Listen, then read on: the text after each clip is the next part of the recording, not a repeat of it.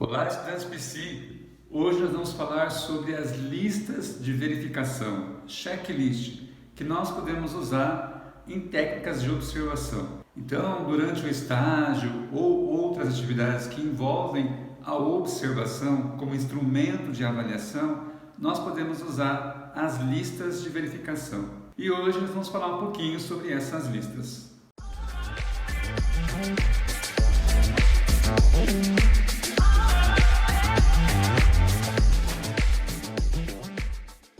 Uma lista de verificação ou checklist é qualquer registro que denota a ausência ou a presença de alguma coisa.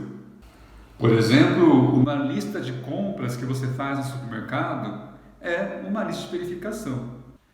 As listas de verificação são fáceis e úteis na utilização da observação da criança e do adolescente. E são usadas para registrar comportamentos específicos dentro de contextos específicos.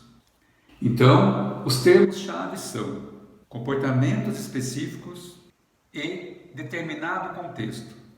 Então, antes de fazer a observação, a gente deve definir quais comportamentos queremos observar. E determinado contexto indica, então, que aqueles comportamentos são característicos daquele contexto, característicos daquele ambiente. Então, antes de fazer a observação, é importante entender quais comportamentos são comuns dentro de um determinado contexto, dentro de um ambiente. Por exemplo, numa sala de aula.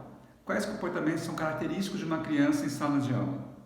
Então, por exemplo, se você tem o objetivo de identificar ou de observar comportamentos físico-motores, em quais ambientes é mais fácil de acontecer esses comportamentos? Provavelmente em ambientes como parques, em que as crianças correm, pulam, brincam. Bom, aqui ao lado nós temos um exemplo de lista de verificação. E a ideia é identificar o comportamento da criança no ambiente de creche, por exemplo. Marque apenas as declarações verdadeiras sobre a criança. Então aqui a ideia é identificar alguns comportamentos da criança. Por exemplo, vigoroso e enérgico ao iniciar um projeto, cauteloso, não aventureiro, com medo de tentar o que nunca fez, quase sempre realiza as atividades apesar das dificuldades, voz animada e viva. Quais as vantagens e desvantagens de usar uma lista de verificação? Em termos de vantagem, elas podem ser utilizadas em vários contextos, em várias situações, e usando também métodos diferentes. Elas são eficientes e fáceis de usar. Ela elimina também a necessidade de registrar todos os comportamentos que acontecem na situação observada. E ela proporciona informação de referência, no qual a gente pode comparar crianças, comparar a mesma criança em momentos diferentes, avaliar o desenvolvimento dela. A lista de verificação também ajuda na economia do tempo. São mais fáceis e mais rápidas de serem aplicadas. Como desvantagem, como acontece em todos os dados brutos, informações brutas, ela perde os detalhes da observação e do contexto.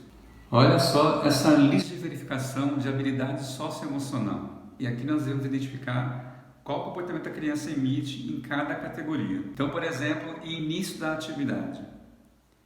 Ela quase sempre se envolve em atividade construtiva por escolha própria, muitas vezes rejeita sugestões, ocasionalmente precisa de ajuda para iniciar a atividade, aceita a ajuda prontamente, frequentemente gasta muito tempo antes de iniciar a atividade, às vezes pode rejeitar sugestões, raramente inicia atividades ou geralmente rejeita sugestões. Um outro tópico aqui, apresentado neste livro que eu já indiquei na outra aula, vai falar sobre o período de atenção. A criança pode permanecer em uma atividade escolhida por períodos muito longos, até mesmo voltando a fazê-la no dia seguinte. Pode permanecer em uma tarefa apropriada à sua idade até terminá-la. Necessita de incentivo para permanecer na tarefa até terminar. Raramente termina uma tarefa, passa rapidamente de uma a outra. Bom, então aqui há outros tópicos nessa lista de verificação, como generosidade, tolerância à frustração, relacionamento com o professor, aceitação de rotina e limites, reações a adultos que não sejam professores, interação com outras crianças. Bom, aqui então é um exemplo de uma lista de verificação que nós, inclusive, poderemos usar no estágio de observação, no estágio de técnicas de observação. Bom, então nesse vídeo nós falamos sobre as listas de verificação que nós podemos usar em técnicas de observação. Eu vou deixar na descrição desse vídeo a referência utilizada para essa aula. E se você é apaixonado por conteúdos da psicologia e da educação, assim como eu, se inscreve no canal, curta e comenta esse vídeo. A gente se vê!